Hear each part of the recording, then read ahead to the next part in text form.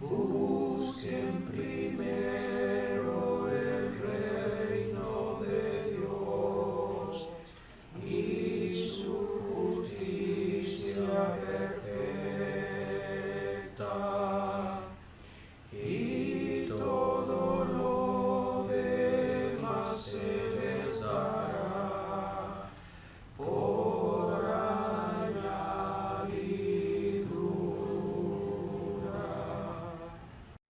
Nuevamente le doy a todos la bienvenida a este nuevo video, el número 7 de una serie de videos que hemos grabado acerca de Apocalipsis, entendiendo que sí está al alcance de la razón. Hemos compartido muchas cosas y espero que el Señor se hayan edificado y hayan podido comprender por qué Apocalipsis 17 asegura que el misterio que sería revelado sería el misterio dado a los profetas. Recuerden que Primera de Corintios 14:32 aseguró que el espíritu de los profetas está sujeto a los profetas o a las profecías, como dicen algunas versiones. Lo que da a entender entonces que ningún profeta del primer siglo podía hablar desapegado a esas profecías antiguas, ya que como hemos podido notar en Efesios 2:20, debían edificarse en el fundamento de apóstoles y profetas. Y aún el apóstol Pedro en su segunda carta, capítulo 1:19, asegura que hacían bien en estar atentos a las palabras proféticas más seguras que tenían en ese momento a la mano. Por supuesto que no está hablando del canon bíblico del Nuevo Testamento, ya que en ese primer siglo todavía estaba siendo escrito. Por lo tanto, cuando la Biblia habla de escrituras, se está refiriendo a los papiros antiguos. Así como en Juan 5:39, el Señor Jesús antes de ir a la cruz le hace saber a los judíos que eran esas escrituras las que daban testimonios de él. No puede estar nunca hablando del Nuevo Testamento, ya que ni siquiera había ido a la cruz. Por lo tanto, la historia que nos cuentan las cartas del Nuevo Testamento no estaría consumada.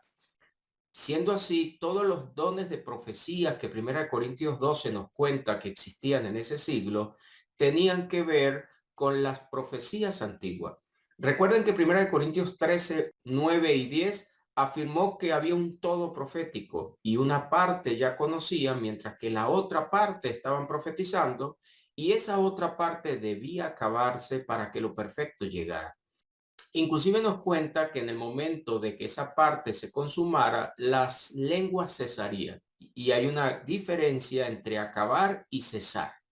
El acabar implica que un todo se va cumpliendo hasta completarse. Y el cesar es que de impacto algo finaliza.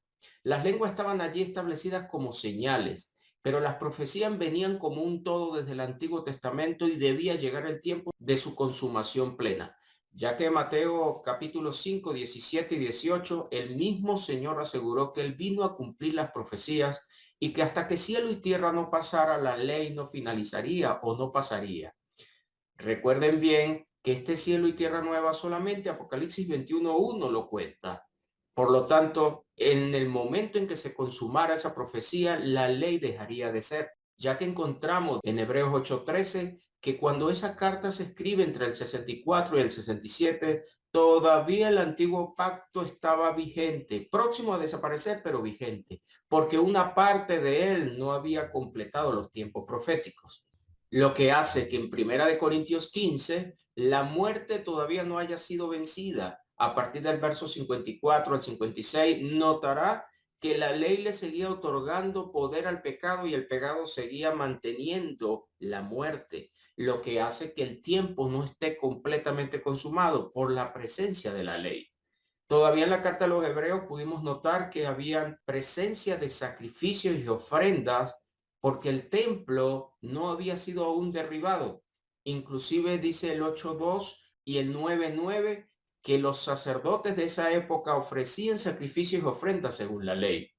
Por lo tanto, el nuevo pacto estaba siendo mediado por el mismo Cristo.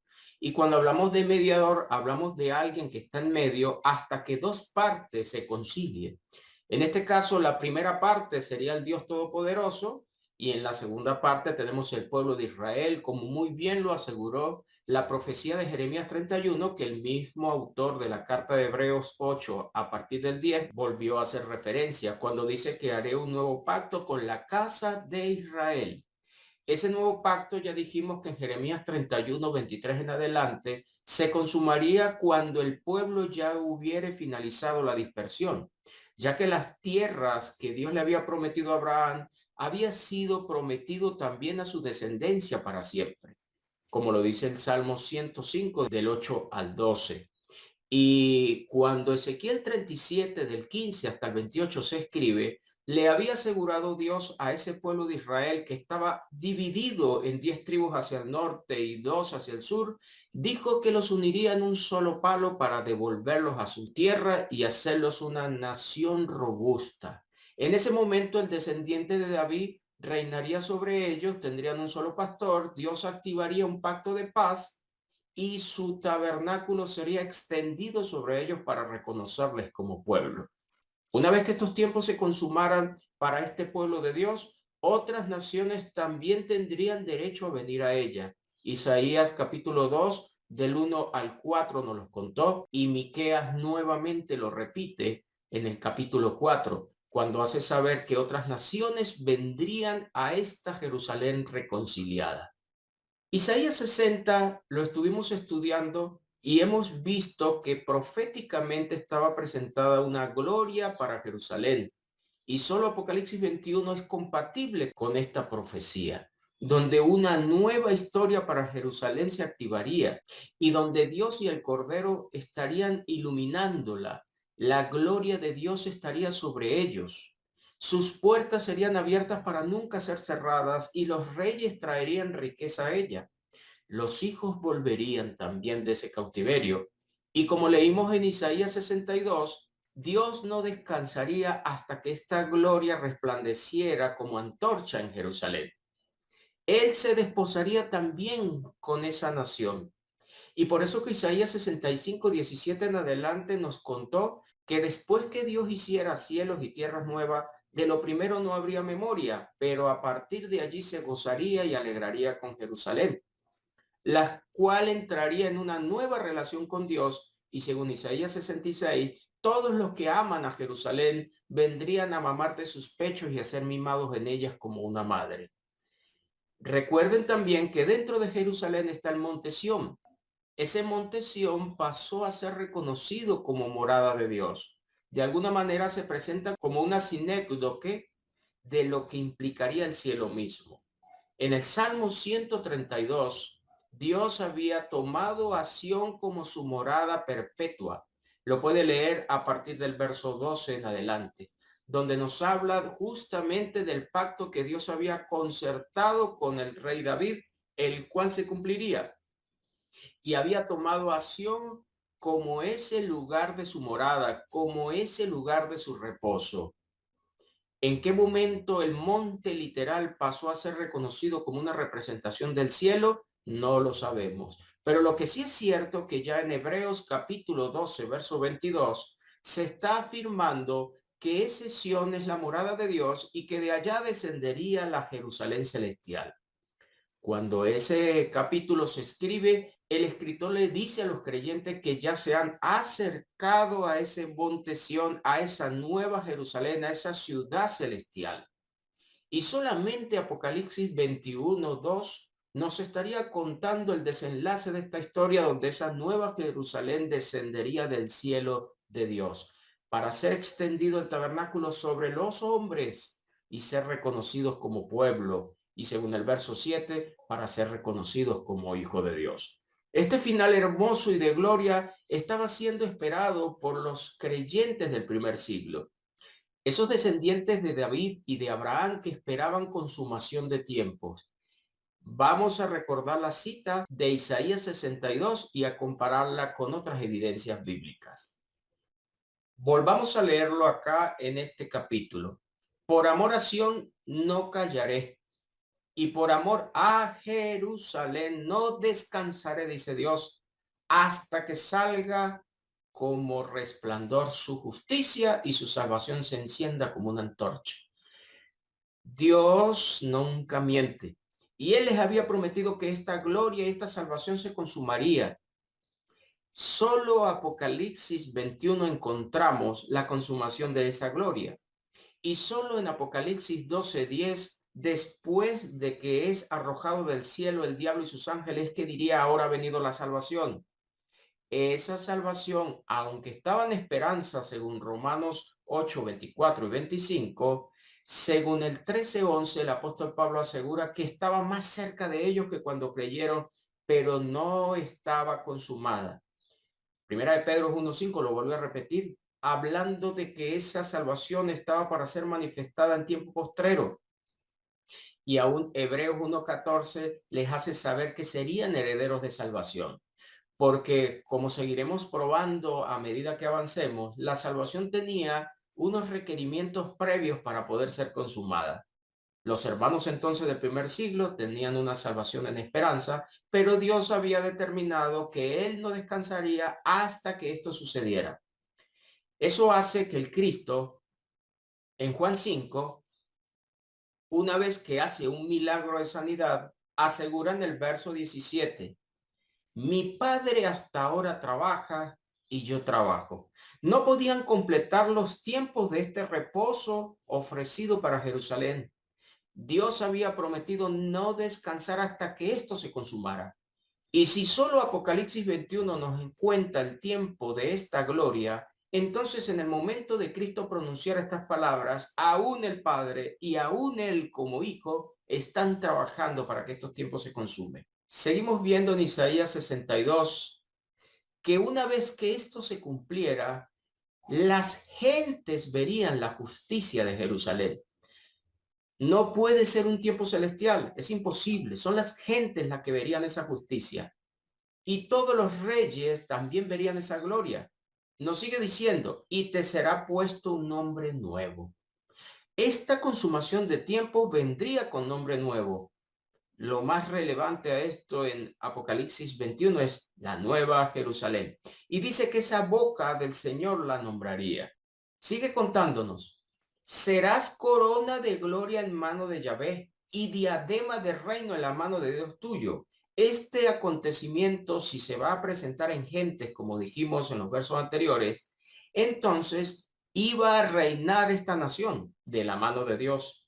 Pero también habló de una corona de gloria que serían en manos de ella. Esta corona de gloria que pudiéramos entender ya que si el pronto de Apocalipsis es literal, es la misma corona que el apóstol Pedro contó que estaban esperando. Sigue diciéndonos, nunca más te llamarán desamparada, ni tu tierra se dirá más desolada. Ellos iban a pasar por la desolación de Daniel, pero a partir de allí, de parte de Dios, más nunca esto iba a acontecer. Dios había dicho en Isaías 54:15 que él nunca más iba a conspirar contra ella. A pesar de que otras naciones la siguieran atacando, también aseguró que delante de ella caería. Y sigue diciendo, porque el amor de Yahvé estará en ti y tu tierra será desposada. Bodas es lo que aquí nos cuenta. Dios morando sobre ella. Cuando el tabernáculo fuera extendido sobre ella, nos contó Ezequiel 37, 27 y 28. Pero también asegura que sus hijos se iban a desposar con ella. Volverían del cautiverio, mamarían los pechos de su amada Jerusalén. Otras naciones también tendrían derecho a tomar de esta gloria, gloria que se activaría con la extensión del tabernáculo, pero que a partir de ese Apocalipsis 21 ya la relación no depende de lo físico.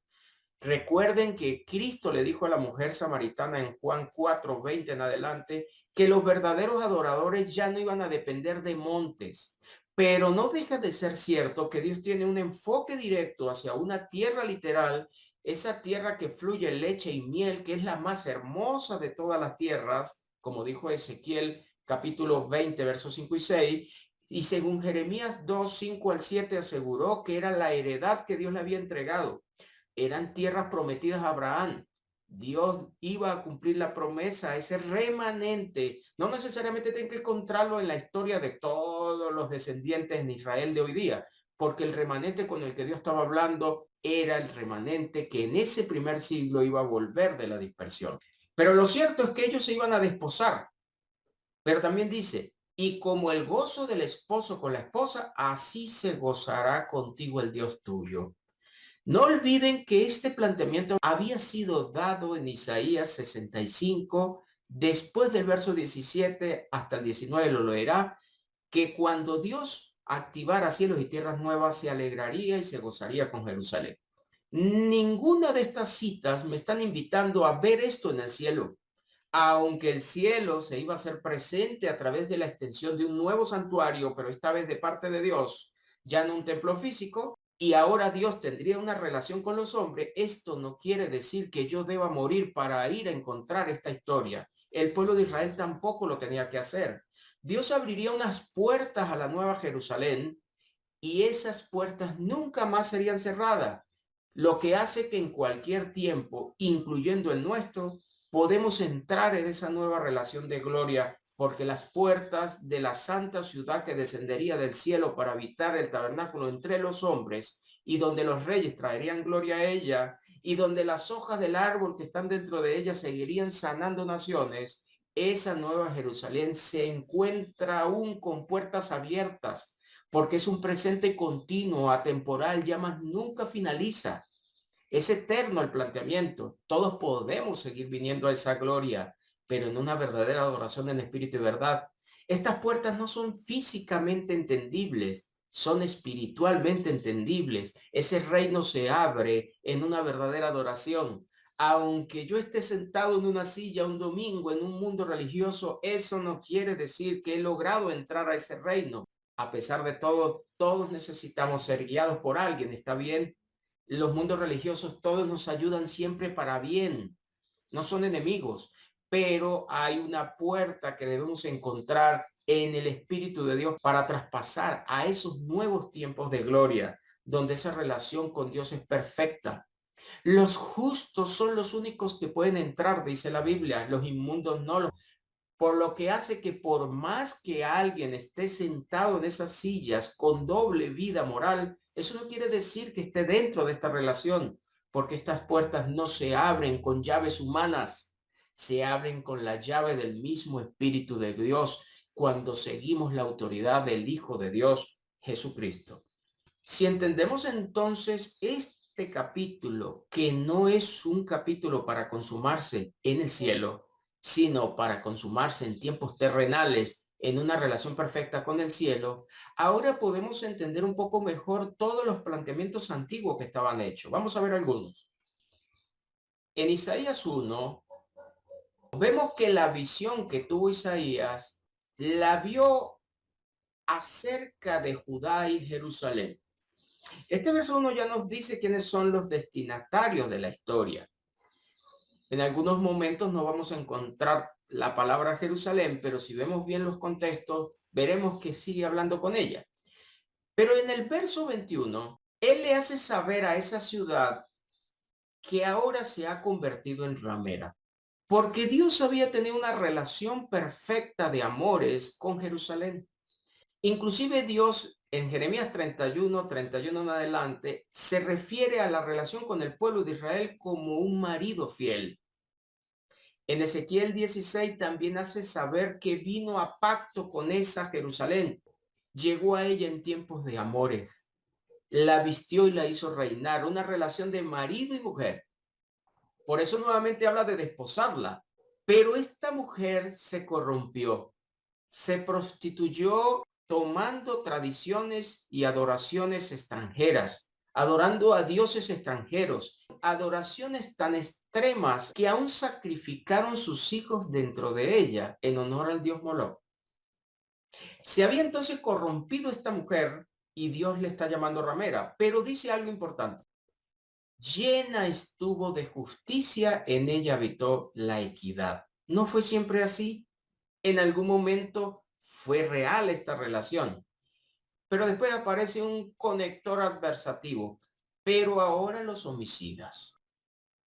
Tu plata se ha convertido en escoria, tu vino está mezclado con agua, tus príncipes prevaricadores y compañeros de ladrones, todos aman el soborno, van tras la recompensa.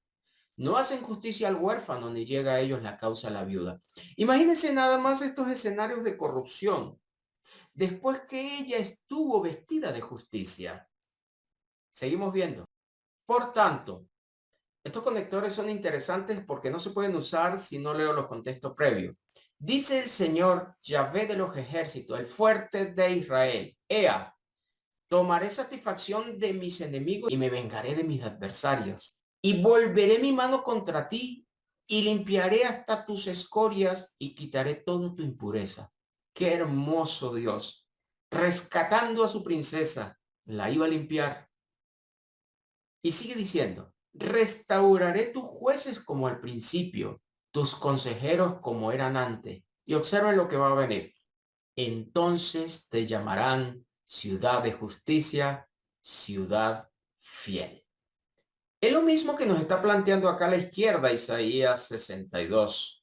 Dios no iba a descansar hasta que no hiciera resplandecer la justicia en Jerusalén, hasta que no la limpiara para desposarse con ella. Seguimos viendo. Verso 27. Sión será rescatada con juicio y los convertidos de ella con justicia. Dios estaba anunciando desde el pasado esta limpieza para Jerusalén. Le colocaría nombre nuevo. Por eso él hablaba de tierra nueva. Por eso él habló de Nueva Jerusalén. Y todo esto nos lo va a contar Apocalipsis. Vamos a ver más versos. En Zacarías 8, el Señor dice en palabras interesantes. Vino a mí palabra de Yahvé de los ejércitos diciendo, así ha dicho Yahvé de los ejércitos, celé a Sión con gran celo y con gran ira la celé.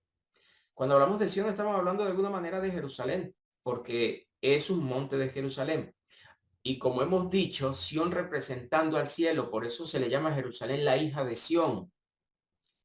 Seguimos diciendo, así dice Yahvé, yo restauraré a Sión y moraré en medio de Jerusalén. Y Jerusalén serás llamada ciudad de la verdad, y el monte de Yahvé de los ejércitos, monte de santidad.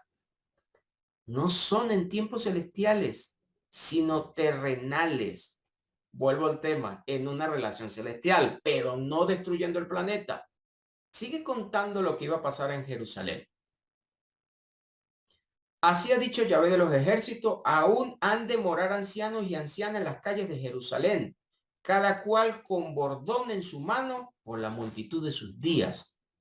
Y las calles de esta ciudad estarán llenas de muchachos y de muchachas que jugarán en ellas. Así dice Yahvé de los ejércitos.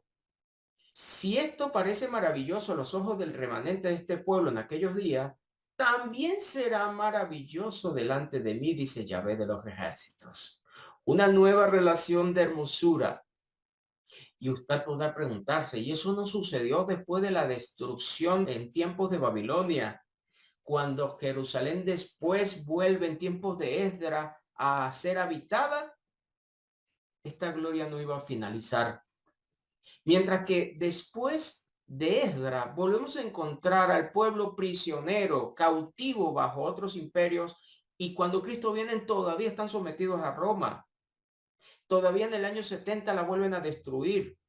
Así que cada vez que lea el Antiguo Testamento hay que enfocar qué cosas están más distantes al planteamiento, y algunas palabras como la que dice Ezequiel 16:42, y no me enojaré más, nos dan pistas de que esa promesa final está más adelante. O como dice Joel capítulo 2, mi pueblo nunca más será avergonzado. No pueden estar ubicadas entonces antes de la destrucción del 70, porque entonces en el 70 volvió a ser avergonzada y en tal caso Dios se estaría enojando nuevamente porque eso estaba determinado. En Lucas 21 del 20 al 24 que Jerusalén sería otra vez hollada, rodeada de ejército. Por lo tanto, cuando revisamos citas antiguas tenemos que ver qué palabras específicas me trasladan para dar a entender que serían escenarios que se quedarían de manera perpetua. Sigue diciendo, verso 14. Porque así ha dicho Yahvé de los ejércitos, como pensé haceros mal cuando vuestros padres me provocaron a ira, dice Yahvé de los ejércitos, y no me arrepentí, así al contrario, he pensado hacer bien a Jerusalén y a la casa de Judá en estos días, no temas. Sigue contándonos. Y el ayuno del 10º se convertirá para la casa de Judá en gozo y alegría, y en festivas solemnidades. Amad pues la verdad y la paz. Eso, los ayunos siempre se hacían en tiempos de dolor, de tristeza, para solicitar a Dios misericordia. Pero ahora aquí dice que eso se transformaría en alegría. Tiempos de gloria siempre van a ser presentados así. Sigue contándonos. Así ha dicho Yahvé de los ejércitos, aún vendrán pueblos y habitantes de muchas ciudades, y vendrán los habitantes de una ciudad a otra, y dirán, vamos a implorar el favor de Yahvé y a buscar a Yahvé de los ejércitos. Yo también iré. Estos ya son extranjeros. Isaías 60 nos contó que los extranjeros edificarían esos muros, serían parte del proyecto. Isaías 2, del 1 al 4, dijo que pueblos vendrían a querer caminar en estos caminos de justicia y a dejarse enseñar por Dios, porque de Sión saldría la ley y de Jerusalén la palabra de Dios.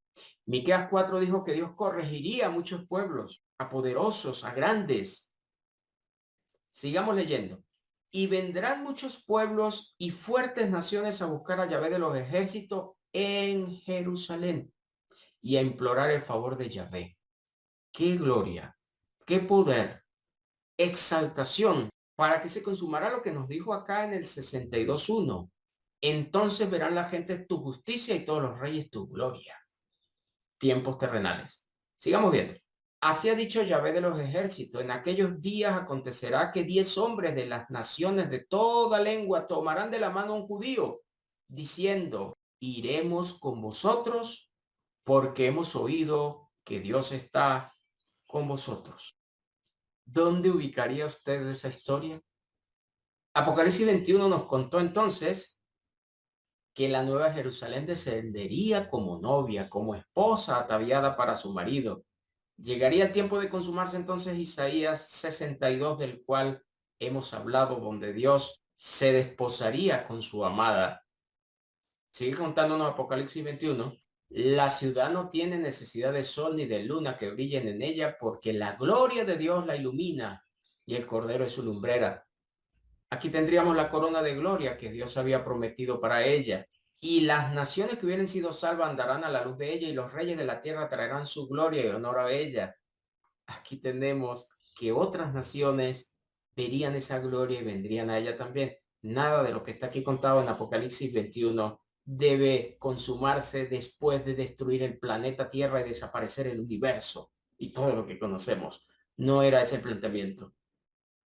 Por eso que el pronto de Apocalipsis tiene un efecto cercano. A pesar que dentro del libro consigamos algunas alegorías, necesariamente las hay, cuando habla de un dragón, cuando habla de una langosta, pero el pronto no está sujeto a símbolos. Usted seguirá pensando, ¿y qué pasa entonces con segunda de Pedro 3:8? Créame que seguiremos hablando de él, pero vamos a seguir armando fundamentos para que lo entiendan en el momento indicado. A la izquierda tiene la cita de Isaías 1:21, donde Dios ya le había dicho entonces a Jerusalén que se había convertido en ramera, en una ciudad infiel. Y en Ezequiel capítulo 16 vemos que aún tiene un subtítulo agregado que habla de la infidelidad de Jerusalén. Vamos a ver cómo lo plantea Dios. Hace rato hablamos un poco de ello. Vino a mí palabra de Yahvé diciendo, hijo de hombre, notifica a Jerusalén sus abominaciones. Este capítulo entonces nos va a hablar de ella. Le hace saber el Señor a Jerusalén que su origen, su nacimiento era de las tierras de Canaán. Después le dice que en el nacimiento ni siquiera el ombligo le cortaron, ni siquiera la lavaron con agua, que es lo que normalmente sucede en un parto. No hubo quien se compadeciese de ti, le hace saber. Y le sigue contando, y yo pasé junto a ti, te vi sucia en tus sangres, y cuando estabas en tu sangre te dije, vive. Llegaste a ser muy hermosa, tus pechos se habían formado, tu pelo había crecido, pero estabas desnuda y descubierta. Fíjese cómo la está relacionando con una mujer. Ya esto nos va llevando un poquito a comprender Apocalipsis 12. Aunque Sión también es llamada una mujer de parto en Isaías 66, pero como el monte de Sión está dentro de Jerusalén y ahora Jerusalén le llaman hija de Sión, ambas son relacionadas con una mujer. Seguimos viendo. Y pasé otra vez junto a ti y te miré, y aquí que eran tiempo de amores, y extendí mi mano sobre ti, cubrí tu desnudez, te di juramento y entré en pacto contigo, dice Yahvé. Esto es una boda. Por eso una de las profecías que Isaías 60 planteaba a partir del verso 19 es que su luto se acabaría, porque su marido se había desentendido de ella en el mismo momento en que se había vuelto ramera. Pero sigue diciendo, te lavé con agua, lavé tus sangres de encima y te di, te ungí con aceite, te vestí de bordado, te calcé de tejón, te ceñí de lino y te cubrí de seda. Te atavié con adornos y puse brazalete en tus brazos y collar en tu cuello. Ahora está adornada esa hermosa mujer. Miren todos estos adornos que trae. Puse joyas en tu nariz y zarcillos en tu oreja y una hermosa diadema en tu cabeza. Diadema, corona, cintillo, le dicen en algunos lugares. Ahora está reinando. Seguimos viendo. Así fue adornada de oro, de plata, y tu vestido era de lino fino, seda y bordado. Comiste flor de harina, trigo y miel y aceite, y fuiste hermoseada en extremo y prosperaste hasta llegar a reinar. Salió tu renombre entre las naciones a causa de tu hermosura, porque eras perfecta a causa de mi hermosura que yo puse sobre ti, dice Yahvé, el Señor. Qué hermoso planteamiento. Cómo os toma un pueblo para hacerlo reinar. Pero confiaste en tu hermosura y te prostituiste a causa de tu renombre. Derramaste tus fornicaciones a cuantos pasaron. Suya eras. Ahí está entonces el dolor de Dios ante una mujer que se había hecho infiel. Sigue diciendo. Cuán inconstante es tu corazón, dice Yahvé, el Señor, habiendo hecho todas estas cosas, obras de una ramera desvergonzada, edificando tus lugares altos en toda cabeza y camino, y haciendo tus altares en todas las plazas. Y no fuiste semejante a ramera en que menospreciaste la paga, sino como mujer adúltera que en lugar de su marido recibe ajenos. Ya Dios ahora le está haciendo saber a Jerusalén la traición que tiene hacia ese marido fiel, que es Dios mismo. En el verso 35 hay un dictamen. Por tanto, ramera, oye palabra de Yahvé, así ha dicho Yahvé el Señor, por cuanto ha sido descubierta tu desnudeces en tus fornicaciones y tu confusión ha sido manifestada a tus enamorados y a los ídolos de tus abominaciones y a la sangre de tus hijos, los cuales diste. Por tanto, he aquí que yo reuniré a todos tus enamorados con los cuales tuviste placer y a todos los que amaste y con todos los que aborreciste, y los reuniré alrededor de ti, descubriré tu desnudez y ellos verán toda tu desnudez. Te van a desnudar tus amantes. Sigue diciendo, y yo te juzgaré por las leyes de las adúlteras y de las que derraman sangre, y traeré sobre ti sangre de ira y de celos, y te entregaré en manos de ellos, y destruirán tus lugares altos, y derribarán tus altares, y te despojarán de tus ropas, se llevarán tus hermosas alhajas, y te dejarán desnuda y descubierta. Obsérvenlo bien, todas estas pistas y evidencias al mismo tiempo nos van a ayudar a comprender más los tiempos de Apocalipsis. Harán subir contra ti muchedumbre de gentes, te apedrearán, te atravesarán con sus espadas, quemarán tus casas con fuegos, harán en ti juicio en presencia de muchas mujeres, y así haré que deje de ser ramera y que ceses de prodigar tus dones. La iba a limpiar hasta sus escorias. Sigue diciendo, y saciaré mi ira sobre ti, y se apartará de ti mi celo, y descansaré, y no me enojaré más. Todavía en el 70 vemos el enojo de Dios sobre Jerusalén profetizado, desolación que Daniel había hablado. Por lo tanto, esto no tiene nada que ver con la primera destrucción en manos de Nabucodonosor. Aunque literalmente fue castigada, este final está más hacia adelante del planteamiento del Antiguo Testamento. Importante que notemos esta historia de una ramera que se ha corrompido, que estuvo vestida de lino, que tuvo joyas, que Dios se desposa con ella.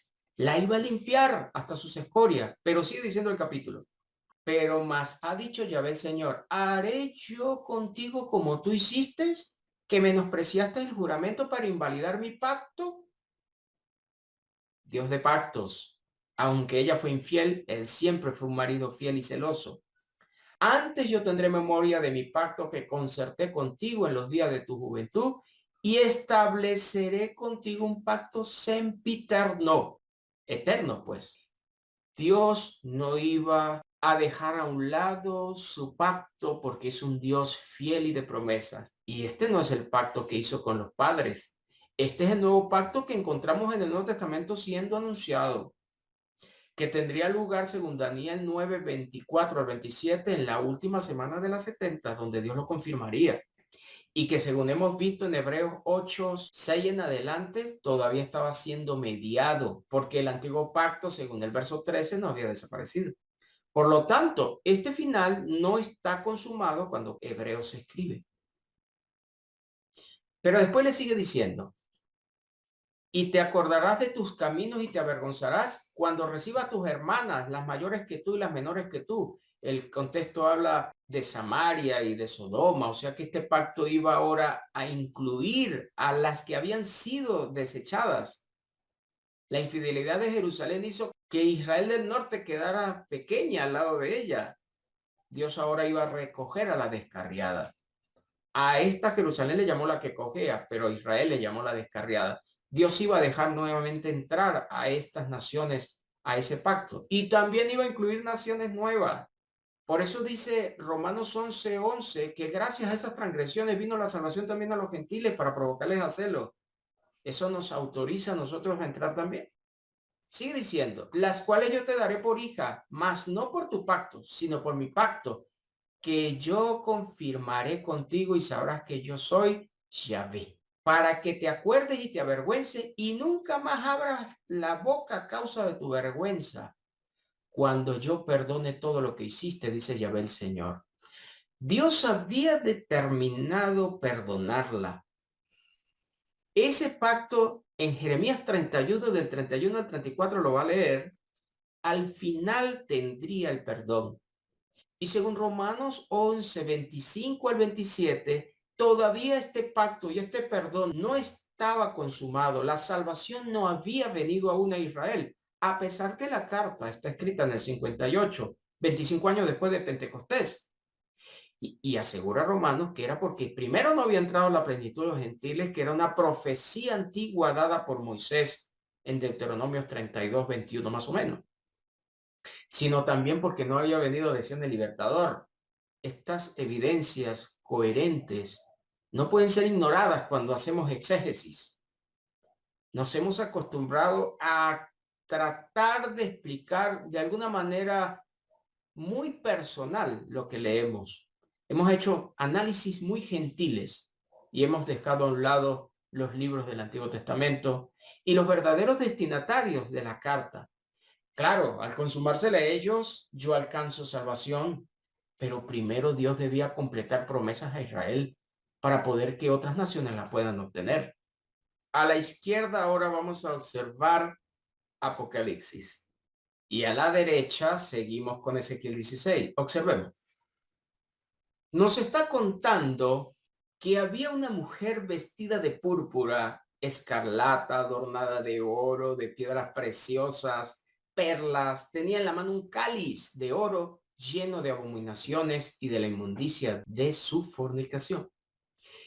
Y en el verso siguiente afirma que estaba siendo llamada el misterio, no es que era su nombre, sino el misterio Babilonia la Grande, la madre de las rameras.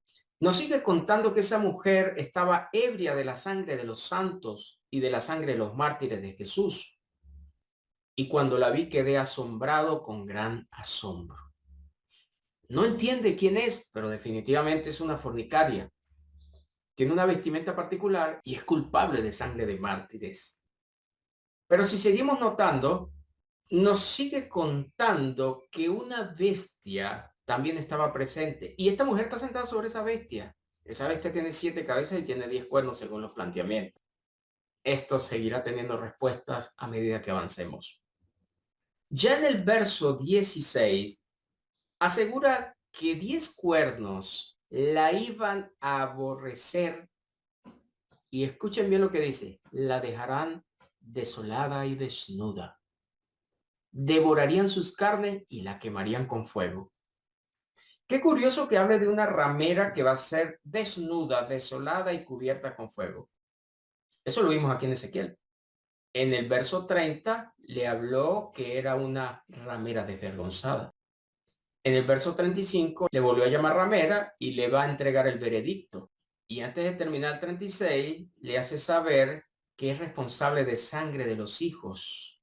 En el verso 37 le afirma que iba a reunir a todos sus enamorados con los cuales tomó placer y les descubriría su desnudez y ellos verían toda su desnudez. En el verso 39 dice que la entregaría en manos de ellos.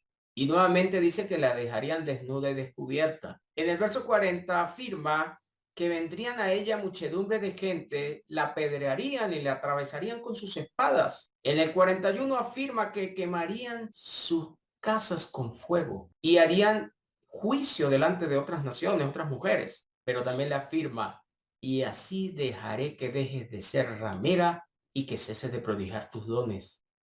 Nos sigue contando que Dios saciaría su ira, apartaría su celo y nunca más se enojaría porque iba a descansar.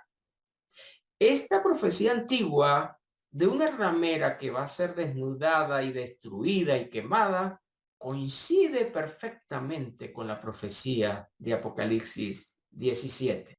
Apocalipsis 17 nos sigue diciendo que Dios había determinado ese tiempo y que una bestia se iba a encargar de cumplir esas palabras de Dios. O sea que Dios estaría entregándole dominio a esa bestia, la estaría autorizando para consumar sus tiempos proféticos. Pero después le dice en el 18, la mujer que has visto es la gran ciudad que reina sobre los reyes de la tierra. Nos había dicho este mismo capítulo 16 de Ezequiel que ella había sido adornada con oro, plata, los vestidos eran de lino fino, de seda bordado, había comido flor de harina de trigo, miel de aceite, pero dice, y fuiste hermoseada en extremo, prosperaste hasta llegar a reinar. La ciudad que reina. Nos sigue contando Apocalipsis, pero esta vez en el capítulo 18. Allí sigue hablando de la Babilonia que iba a ser destruida. En el verso 15 dice que los mercaderes que habían negociado con ella se pararían desde lejos al ver el temor del tormento que esa ciudad sufriría y su lamento, esa desolación que ella tendría. En el verso 16 le dice a esa ciudad que estuvo vestida de lino. Pero según Apocalipsis 19:7, el lino fino representa acciones justas de los santos, lo cual indicaría entonces que esta ciudad estuvo vestida de acciones justas, pero se corrompió. Y nuevamente le da una serie de adornos, púrpura, escarlata, adornada de oro, de piedras preciosas y perlas. Aquí lo volvemos a ver en Ezequiel 16. Así fuiste adornada de oro, de plata, tu vestido era de lino fino, seda y bordado, comiste flor de harina, trigo, fuiste hermoseada en extremo, prosperaste hasta llegar a reinar. Esa ciudad alguna vez, según Apocalipsis, estuvo vestida así. Pero se había corrompido, se había vuelto ramera. Sigue diciéndonos que se pararon de lejos los que tenían un mercado con ella, a llorarla desde lejos. En el 18 admiran a esta ciudad. ¿Qué ciudad era semejante a esta? Están adoloridos por lo que está sufriendo esta ciudad. Y entre su dolor dice, en una hora ha sido desolada. Planteamiento profético. Pero inmediatamente el verso 20 ahora dice, alégrate sobre ella, cielo, y vosotros santos, apóstoles y profetas, porque Dios ha hecho justicia en ella. Al destruir esta ciudad, la justicia sobre estos mártires estaría hecha. Sigue contándonos. Y en ella se halló la sangre de los profetas y de los santos y de todos los que han sido muertos en la tierra. Responsable de la sangre derramada. ¿Quién será? Por mucho tiempo se asume que esta ramera es la Iglesia Católica, pero ¿realmente es ella la responsable de la sangre de los mártires del pasado? No es coherente ese análisis. Veamos evidencias. En Lucas 13, el Señor dice algo importante en el verso 33. Sin embargo, es necesario que hoy, mañana y pasado mañana siga mi camino porque, conector explicativo en base al planteamiento anterior, no es posible que un profeta muera fuera de Jerusalén. Escuchen bien, los profetas no mueren fuera de Jerusalén. Era Jerusalén a la que Dios quería reconciliar y por eso a ella le enviaba profetas. Era en Jerusalén donde estaba el templo, donde estaban los sacerdotes. Allí estaba el lugar sagrado. Fue determinada Jerusalén como la casa de Dios. Esdras capítulo 7 del 12 en adelante lo hace saber así. ¿No es entonces posible que sangre de profetas, de mártires, sea hallado en otro lugar que no sea Jerusalén? Y le sigue diciendo el verso 34. Jerusalén, Jerusalén, que matas a los profetas, apedreas a los que te son enviados. ¿Cuántas veces quise juntar a tus hijos como la gallina sus polluelos debajo de sus alas y no quisisteis? Cristo había venido a visitar Jerusalén, a tratarla de reconciliar. Era un tiempo profético, pero ellos no pudieron escuchar lo que Cristo quería decirle. No entendieron el tiempo de esa visita. Veámoslo como lo sigue contando Lucas 19.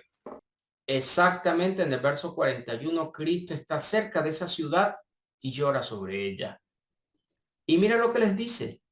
Oh, si también tú conocieses a lo menos este tu día, lo que es para tu paz, mas ahora está encubierto de tus ojos. Sigue diciendo, porque vendrán días sobre ti cuando tus enemigos te rodearán con vallado y te sitiarán y por todas partes te estrecharán y te derribarán a tierra y a tus hijos dentro de ti y no dejarán en ti piedra sobre piedra por cuanto no conociste el tiempo de tu visitación. Estaba determinado que este castigo se iba a consumar sobre esa corrompida Jerusalén. Sigue diciendo Lucas, pero esta vez en el capítulo 21, Cristo hablándole a sus discípulos les dice, pero cuando vieres a Jerusalén rodeada de ejércitos, saber entonces que su destrucción ha llegado. Esto es parte de profecía. Nos enseñaron a contar la historia hasta el 33, pero todavía lo sucedido en el 70 sigue entrando dentro de las profecías antiguas, la desolación de la que habló Daniel. Y como Jerusalén está en Judá, mira lo que sigue diciendo. Entonces los que están en Judea, huyan a los montes, los que estén en medio de ella, váyanse, los que estén en el campo no entren en ella, porque estos son días de retribución para que se cumpla todas las cosas que están escritas en el Antiguo Testamento.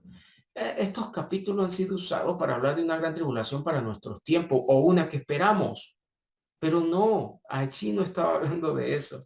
Sigue diciendo, mas hay de las que estén encintas y de las que críen en aquellos días, porque habrá gran calamidad en la tierra e ira sobre este pueblo, tierra de Judá, su ciudad Jerusalén. Muchos dicen que la gran tribulación no puede haber acontecido porque los desastres de Jerusalén en el 70 son menores que la Segunda Guerra Mundial o que el diluvio. Por lo tanto, la gran tribulación tiene que superar al diluvio en la Segunda Guerra Mundial. Pero no entienden que el contexto no viene hablando del planeta, sino de Jerusalén. No es una gran tribulación sobre el planeta Tierra, es una gran tribulación sobre la tierra de Judá y Jerusalén. Observen lo que dice el verso 24. Y caerán a filo de espada y serán llevados cautivos a todas las naciones y Jerusalén será hollada por los gentiles hasta que el tiempo de los gentiles se cumpla. Profecía poderosa. Y nos cuenta en el verso 32, el mismo Cristo, que esa generación no pasaría hasta que todo aconteciera. Recuerden que leímos también que unas versiones dice esta generación no morirá. Quiere decir que esta destrucción debía consumarse en esa generación, lo que le entrega entonces un valor de cercanía. Y si Apocalipsis me está contando la destrucción de la ramera, entonces el pronto Apocalipsis coincide con el planteamiento de esa generación, ya no de manera simbólica. Estaban esperando los fines de los siglos. Ese fin sobre Jerusalén tenía que consumarse para completar los tiempos.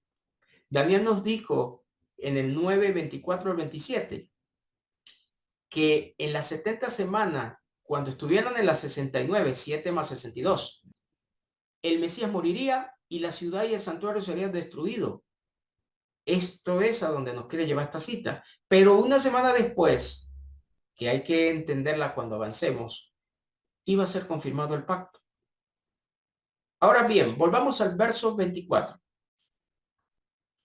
Recuerden que nos dijo que Jerusalén sería hollada por los gentiles hasta que el tiempo de los gentiles se cumpla. No pierdan esta evidencia porque Dios no se equivoca. Obsérvenlo en el verso 2 de Apocalipsis 11. Pero el patio que está fuera del templo, déjalo aparte, no lo midas, porque ha sido entregado a los gentiles y ellos, o sea, los gentiles, hollarán la ciudad santa 42 meses. Jerusalén iba a ser hollada por gentiles. Apocalipsis dice que los gentiles hollarían la ciudad santa 42 meses. Vamos a entenderlo entonces. Si la responsable de la sangre de los mártires es Jerusalén, si Jerusalén fue llamada ramera en el pasado, si fue determinada que sería destruida para corregirla y limpiarle sus escorias, si va a ser hollada por los gentiles 42 meses, entonces, cuando esta carta Apocalipsis se escribe, ella no había sido todavía hollada. Por eso dice, hollarán. Si ella fue pisoteada entre el 70 y el 73 después de Cristo, en tiempos de Vespasiano, que envió a su hijo Tito a destruirla, esta carta de Apocalipsis estaría siendo escrita entonces antes de ese año 70 y no en el año 94, como nos contaron. Por eso que cuando la carta se escribe, estaba pronto a consumarse lo que ella dentro está contando. Todos aquellos que han acomodado la carta en el 94 buscan una ramera y buscan una bestia, y por eso que un día es una ciudad, un día un imperio. Aunque la Iglesia Católica tenga sus errores, esto no quiere decir que deba acomodarla forzadamente a estos textos, porque no era de ella que estaba hablando. Si esta Jerusalén va a ser castigada, es importante que sepamos que Apocalipsis me está contando lo que le iba a suceder. A menos que usted quiera entender esto con una eisegesis personal, por un método programado donde ya usted tiene en su mente un paradigma y después va a forzar la Biblia que se parezca al paradigma. Dios nunca alejó Apocalipsis de las profecías del Antiguo Testamento. Él no se estudia alejado de las cartas, es un todo. Vamos a ver un pedacito más. Vemos que Apocalipsis nos contó en el 18:24 que en ella se halló la sangre de los mártires. Pero observen lo que nos va a contar el Señor y que Lucas 11 dejó registrado. En el verso 47 el Señor está hablando con descendientes de Israel y les dice, ay de vosotros que edificáis los sepulcros de los profetas a quienes mataron vuestros padres. Está trasladando eso al pasado. De modo que sois testigos y consentidores de los hechos de vuestros padres, porque la verdad ellos los mataron y vosotros edificáis sus sepulcros. Está hablando con la generación de ese momento. Juan el Bautista le llamó víboras. Cristo le dijo generación adúltera, perversa. Sigue diciendo, por eso la sabiduría de Dios también dijo, les enviaré profetas y apóstoles, y de ellos a unos matarán y a otros perseguirán. Hasta los apóstoles entran acá. Y después afirma, para que se demande de esta generación la sangre de todos los profetas que se ha derramado desde la fundación del mundo, desde la sangre de Abel hasta la sangre de Zacarías. O sea que todavía no estaba consumado esa venganza desde tiempo pasado. Imagínense haberles contado en Génesis capítulo 4 y todavía su sangre no ha sido vengada. Pero Cristo está afirmando que en esa generación presente de ese momento donde él estuvo, sería a la que le demandarían esa sangre desde la fundación del mundo. Y sigue diciendo que murió entre el altar y el templo para referirse a Zacarías. Sí, os digo que será demandada de esta generación. Yo no tengo que estar esperando que esto se cumpla en el futuro. Era esa generación la que iba a terminar siendo responsable de esa historia. Por eso que cuando la ciudad de Jerusalén, responsable de derramar sangre profeta, fuera destruida, que tiene coincidencia con la ramera Apocalipsis, nos dice este capítulo 18 que en una hora sería desolada y el verso 20 dice, alégrate sobre ella la ciudad que sería desolada, cielo y vosotros santos, apóstoles y profetas, porque Dios ha hecho justicia en ella. Fíjense bien lo que nos estaba contando el Señor según Lucas 11. Por eso la sabiduría de Dios también dijo, le enviaré profetas y apóstoles, y de ellos a unos matarán y a otros perseguirán, para que se demande de esta generación la sangre de todos los profetas que se ha derramado desde la fundación del mundo. Aquí al enjuiciar esta ramera que estuvo vestida de lino y de joyas, que se ha corrompido, Dios haría justicia de esta sangre. Lo cual nos lleva entonces al capítulo 19.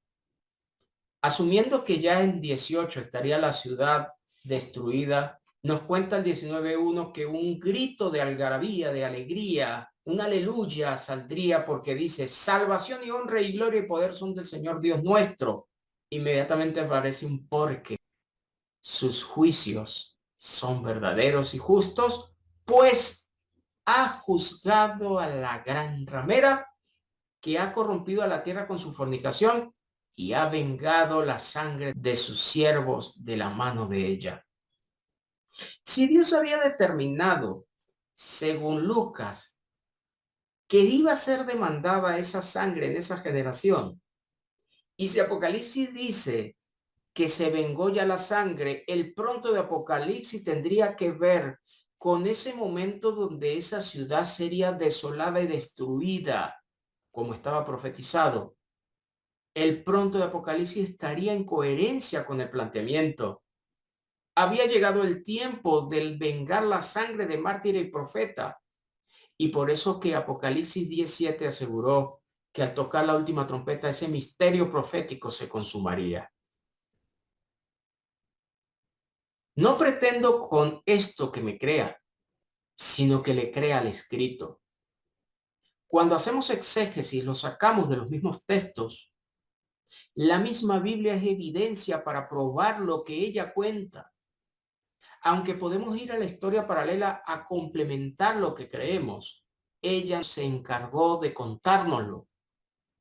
Vamos a seguir viendo muchas cosas más, pero por ahora es necesario que usted revise con detalle estos planteamientos. Esto lo contó el Espíritu Santo de Dios. Somos solamente unos transmisores, unos acompañantes, solamente ayudamos, pero el Espíritu Santo es la gran autoridad en lo que contó. De todas maneras, usted puede seguir pensando que la bestia es Estados Unidos o Rusia peleando con Ucrania. Usted puede creer que la ramera es la Iglesia Católica, eso usted lo decide. Pero la Biblia dejó las evidencias para poder comprender los tiempos. Si no entendemos este planteamiento, nunca vamos a atrapar nada del capítulo 21. Les vuelvo a decir a través de este video que no tienen que seguir este tipo de planteamiento que se da. Solamente les invito a escudriñar como los debería para que vean si estas cosas son así. No les estoy invitando a salir de un movimiento a entrar a otro. No, no, no, no. Es muy complicado esto.